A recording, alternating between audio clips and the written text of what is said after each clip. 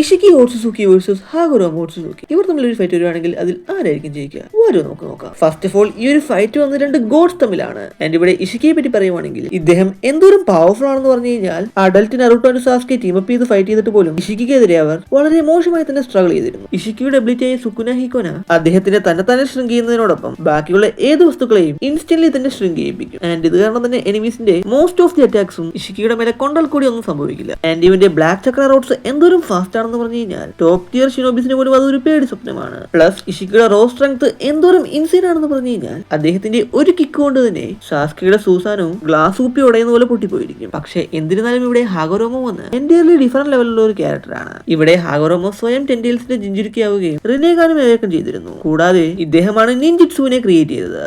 And ഹാഗോറോമയുടെ ചക്ര എന്തോരം massive ആണെന്ന് പറഞ്ഞു കഴിഞ്ഞാൽ അദ്ദേഹത്തിന്റെ മരണശേഷം പോലും ഹാഗോറോമയ്ക്ക് ഒരു ഹോളോഗ്രാം പോലെ അപ്പിയർ ചെയ്യാനും നറുട്ടോ ആൻഡ് സാസ്കെയ്ക്ക് തന്റെ പാതി 6 പാക്ക് പവേഴ്സ് നൽകാനും സാധിച്ചിരുന്നു. ആൻഡ് ഇവിടെ ഹാഗോറോമയ്ക്ക് കാഗുയെ സീൽ ചെയ്യാൻ വേണ്ടി ഹമുരയോടൊപ്പം ചേർന്ന് മാസങ്ങളോളം ഫൈറ്റ് ചെയ്തതിനു ശേഷമാണ് കാഗുയെ സീൽ ചെയ്തത്. സോ ഈ ഒരു level of stamina and Chakra absolutely terrifying ആണ്. പക്ഷേ പവർ സ്കെയിൽ ചെയ്യുമ്പോൾ കാഗുയെക്കാട്ടിലും മുകളിലാണ് ഇഷിക്കി ഓട്സുസുക്കി ഉള്ളത്. ഈവൻ കാഗുയെ വരെ ഇഷിക്കിയെ ഭയന്നുകൊണ്ടാണ് അവനെ ചതിച്ചത്. ആൻഡ് ഞാൻ നേരത്തെ പറഞ്ഞ പോലെ ബോത്ത് യങ് ഹമുര ആൻഡ് ഹാഗോറോമോ ടീമപ്പ് ചെയ്ത് മാസങ്ങളോളം ഫൈറ്റ് ചെയ്താണ് ജസ്റ്റ് കാഗുയെ സീൽ ചെയ്തത്. സോ അങ്ങനെ നോക്കുമ്പോൾ ഈ ഒരു ഫൈറ്റിന്റെ വിന്നർ വന്ന് മോസ്റ്റ് പ്രോബബ്ലി ഇഷിക്കി ഓട്സുസുക്കി ആയിരിക്കും. എന്നാൽ ഒരു കാരണവശാൽ ഈ ഒരു ഫൈറ്റ് മാസങ്ങളോളം നീണ്ടു നിന്നാൽ ഹാഗോറോമയുടെ 6 path powers and god level chakra ഇഷിക്കിയെ ഡൊമിനേറ്റ് ചെയ്യുന്നതായിരിക്കും. സോ അപ്പോൾ ഇതിനെപ്പറ്റി നിങ്ങൾക്ക് എന്താണ് തോന്നുന്നത്? ഇതിലെ വിന്നർ ആരായിരിക്കുമെന്ന് നിങ്ങൾ കമന്റിലൂടെ പറയൂ. ആൻഡ് ഇനി ഇതുപോലുള്ള വീഡിയോസിനായി മറക്കാതെ ചാനൽ സബ്സ്ക്രൈബ് ചെയ്തു.